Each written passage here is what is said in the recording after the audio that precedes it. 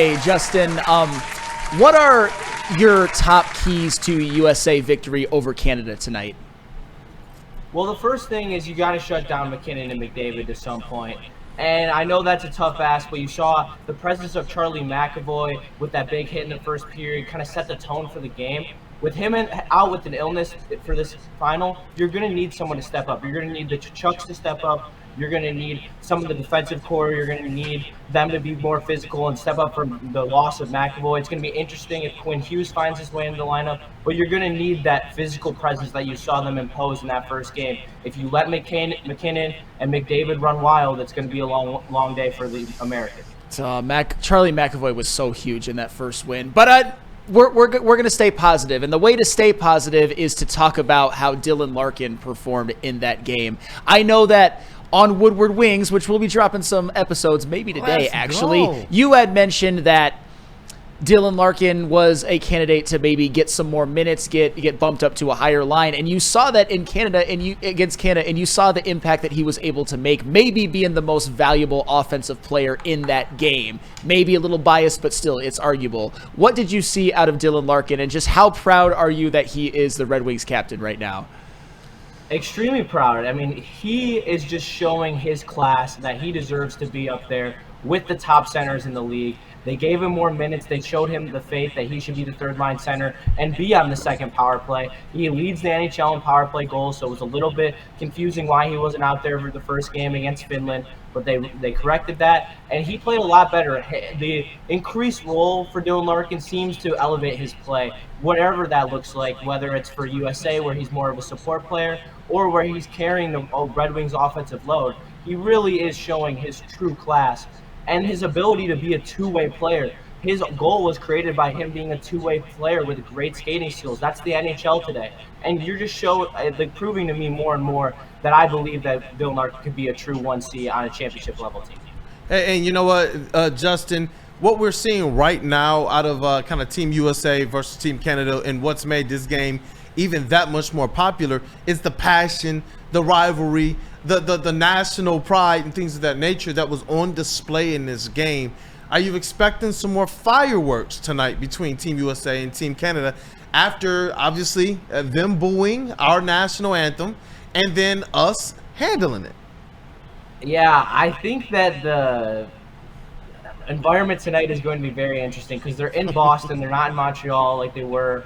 And I think that the Americans might boo the Canadian anthem. And I don't know how the Canadian players are going to feel about that. And it's going to be interesting. Are they going to feel like they need to stand up for their country? Or they feel like they're going to drop the gloves and try to make this physical dominance? Boy, one of our physical presences on the back end, we need to make sure that we establish that physical presence from the jump. And the same game plan, getting them off their game. I know that they're coming in off a loss, which is not the best thing in the world, but they were so focused on that Canada game. They weren't even in the heads of Sweden. They weren't worried about it. They're going to be so amped for this game. I would expect fireworks. If not for the fighting, there's going to be a lot of big hits, and they're going to be targeting the best players on the ice. Canada's going to be targeting Hughes, Matthews, and we're going to be targeting McKinnon and McDavid all game, and Crosby. We're going to try to not let them get going. I was going to ask you, what is that strategy to make sure that this team gets that quick start to be able to control the tempo and the pace of this game? It's that first goal, and it's going to be establishing forecheck, and that's a great thing that they did in the first game against Canada is they were able to get pucks deep and get a lot of pressure on them, forcing them to make turnovers and make mistakes, and then they were able to, out of that, create a lot of traps where they were able to get big hits off of McDavid, and I just think that you're going to have to see a very similar game plan to what the Panthers used against the Oilers in the Stanley Cup Final, and how they were able to just take control a lot of those games by throwing off McDavid with the physicality that they brought throughout their entire lineup. And this is where the teams differentiate. The Canada team is a true all-star team. They have the best players that you could think of in Canada, maybe with a couple of sums. The Americans were built to beat the Canadians, exactly how the Panthers were built to beat the Oilers. So I'm interested to see how they're able to lock it down defensively and bring up their physicality to be able to match the skill that McDavid and McKinnon are going to bring with this Team Canada squad. You know, Justin, I just want you to respond to a statement I'm about to make, and I just want to see if you agree or disagree. If the USA were to win tonight, and by that win the Four Nations tournament, the MVP of this game and this tournament has to be Connor Hellebuyck. I would say that's a very fair statement to make. I would not hate it at all. I don't think that there's been any player that's been dominant in terms of playing every single game the way that Hellebuyck has when he's been in there. He really has looked great, and I mean, you might have went with the Chuck brothers, but they both missed time during this tournament. Hellebuyck was sat just for rest reasons, so I do think that Connor Hellebuyck is probably the MVP of the Team USA team right now. Young Justin, my dog, what's up with you, man? Good to see you. And I just wanted to ask from the local perspective, what if some of the Red Wings players look like in this Four Nations tournament so far? Well, we just touched on Dylan Larkin, so let's talk about Lucas Raymond. I mean, tied for the lead for Sweden's points, plus on the tournament, really showed his class, and he continues to impress me. And on these episodes of Woodward Wings that me and Flannel have coming out, I think that the passing ability of Lucas Raymond reminds me a lot of Pavel Datsyuk, and the way that he's able to manipulate defenders and really create that space to make plays. The only player that it's really reminded me of is Pavel Datsyuk. On top of that, he's really elevated his game in the neutral zone and back checking and playing defense and into the transition game. Really impressive for a player who's that young to go on this stage and be arguably one of Sweden's best players. Lucas Raymond deserves all the flowers in the world, and he is just continues to raise his stock on an exponential rate. Yes. Yes. I was just gonna say, see Drew in the chat. He says if Larkin scores tonight and they win, Lark's MVP. I need your take on that too, Flando, as well as Justin. I think it would depend on how much he scores. Is he going to get dinged too much from being not really much of a factor in the Finland game, or maybe not? I don't know. I think Larkin would have to score multiple times and at big times like he did in the first Canada game in order to get the MVP for this tournament.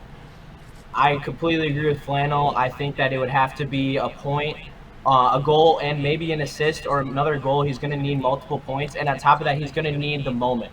He's going to need that moment where he scores a game-winning goal in the third period or in overtime, and that's going to be what pushes you over the top, because in these type of tournaments, in these type of games, when it's moments, it's the memories that you remember forever. I remember a couple of years ago, I was in Miami for Trey Turner hitting the Grand Slam in the World Baseball Classic. That's a memory, that's a moment that's going to be etched in history forever. Sidney Crosby's golden goal in 2010, scoring in overtime, like that is a moment. That's the moment that Dylan Larkin will have to capture to get MVP, in my opinion.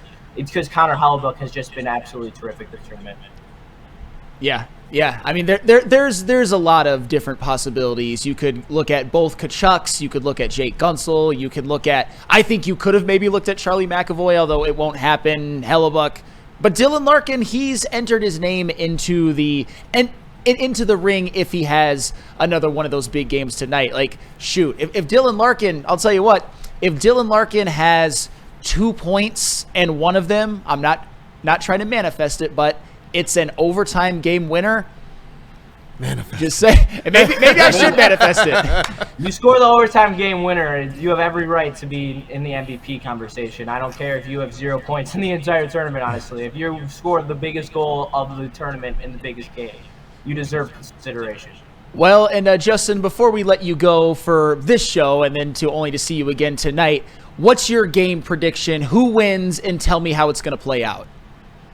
I think it's going to be a low-scoring game. I think there's going to be a lot of defense. I think there's going to be a lot of physicality, a lot of back and forth. I think that the Americans come out and strike first, and then Canada responds, and then we go back and forth until it's 2-2. And I think that the U.S. is going to win at the end of the game in the third period. And I do think if it goes into overtime, the Canadians are going to win. They just have way too much talent when it comes to overtime. So I think it's going to be a 3-2, and the U.S. is going to score in the back end of the third period to win the game. Okay, all right. I like that. For a second, I thought you were going to pick Canada, and I know logically you can, but on a day like today, you know, you can't do it on a day like today. You can't do it all day. Freedom, rah! Yeah, you can't do it just like that either, right? You got to go with Team USA if you got the gear on. But just really quickly, while we got the Woodward Wings representation on the screen, just give us a little sneak peek into Woodward Wings as it relates to this second half outlook. Just a quick summary of these Red Wings. Well, I mean, going into this second half, we're going to have to see if we can keep up the pace that we set for ourselves as Ty McCullough has taken over. We're playing a lot better hockey. The break is going to be big for us. We were kind of starting to fall off a little bit at the end there. That game against Tampa was a little ugly. You could see the fatigue on the team, and you needed the legs to be rejuvenated. But what I'm really interested to see is how Larkin and Raymond continue to play at a high level. They're continued in the Four Nations, which is a higher level competition, and it's going to be easier when they go back into the NHL game. So I expect us to keep it going, moving towards the playoffs. They're playing really good hockey. And then one thing I'd look for as the trade deadline approaches is whether or not we deal Vladimir Tarasenko or not, and trying to switch things up on this roster and lean even more towards the youth movement like we have been, and they've been playing well, so I don't really see why there's a reason not to. Yep, and I would say that it's all about, what well said, Justin, by the way, it's all about surviving the East, holding off teams like Columbus or Ottawa, Boston, both New York teams, Islanders and Rangers, because it's going to be a gauntlet, and I think it's going to be about goal prevention. You need better performance from the PK, and you need a couple of hot stretches from either Cam Talbot or Alex Lyon to maybe counteract a couple of games where they give up 4 or 5 goals. Hey, well, you got to win the games that you got to win. Yep. You can't give away games against the lower tier teams, whether and not even necessarily the low tier teams, the teams that are in the bottom half of the NHL, the Seattles of the world, the Sharks, like those teams that are just meddling around playoffs. But like, you have to win those games. We have to be beating teams like the Flyers, who are just outside the playoff race. You have to continue to beat those bubble teams. You don't necessarily have to beat the best of the best, but if you can beat the teams that you're supposed to beat, and you can split the games that you're supposed to split, you're going to be there at the end. There's no doubt about it. And at that point, you just got to hope that your top players can top player. Hey, and you know what, man? I see all the love in the chat. I see the American flags. I see the Go USA. I'm seeing I miss Datsu. That's from Scott Owens, and Scott Owens also says Go Wings. This was a great breakdown, and aside from Team USA versus Team Canada and tapping in with Woodward Sports tonight for the watch party, even re-watching this segment again to get hyped before the game, make sure you guys stay tapped in with some of the new content that is coming to the network. You guys already heard about Woodward ringside with our elite booth of KG and JB, but we do have Woodward Wings that is going to be hitting the platform this week from these 2 other gentlemen on the screen. And I'm glad that you guys have tackled this. Yep, we've recorded 6 episodes already. Ooh. The videos are made and put together. The thumbnails are made as well. So be looking for those probably this afternoon, depending if we can get a nice little upload scheduling system going out. But that's the goal. At least get the backdated ones up this afternoon. Hey, great job, man. This has been a...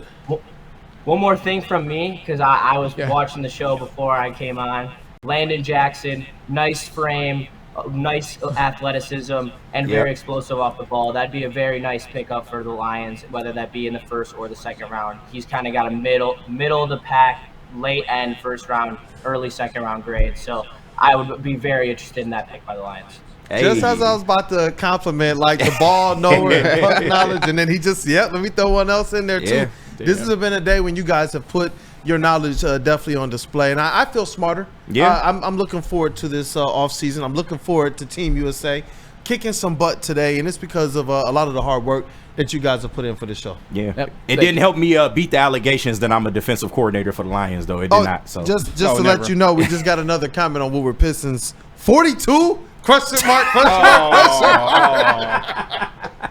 Oh man. Never gonna live that down, man. 14 to 42. That's all I'm saying. Leave me alone, man. Oh, stop. Well, I know we got everybody's favorite segment on the way, but that dude, Justin, it's good to see you, man. Good to talk to you. Good to hear your this breakdown of this game, man. Great job.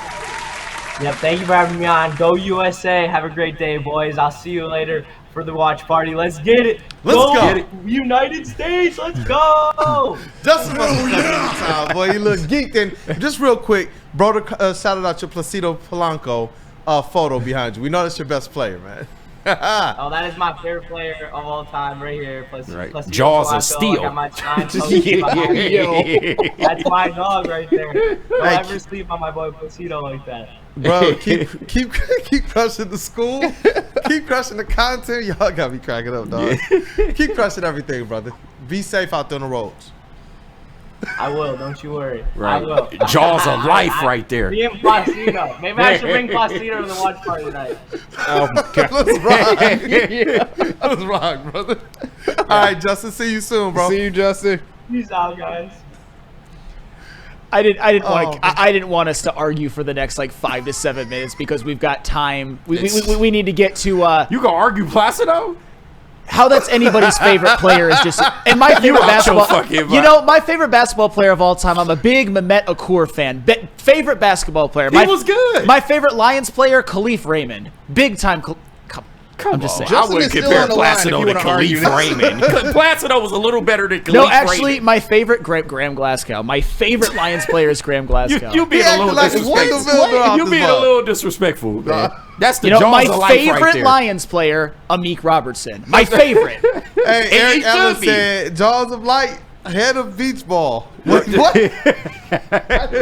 Justin is still on the line if you guys want to Of argue course this out. he too. is. I mean, It's crazy, How many Justin. He up here minutes do you need? disrespecting Placido, man. What Placido do to you? Nothing. I just don't know how he's anybody's favorite player. But That's I think me crazy, and Justin bro. have had this conversation before. Oh, I forgot Brandon Edge is your favorite player. Sean He's not my said- favorite For somebody it's that not likes Donnie Brandon Kelly, baby? Edge. You said what? You sure it's not Don Kelly, baby? It might be Don Kelly, but I know Hey. he's a Brandon Edge lover. Like I he am has not a a Brandon shrine Edge in his lover. house. I think he's better than some people give him credit Is for. he better Why than is Sean- Placido Polanco? No. Thank you. Why is Sean taking shots at both of y'all? He says KG hates young players the same way Sam hates role players. I hate young players. What? Where is this coming from? I don't know. Some bullshit, Oh, man. stop.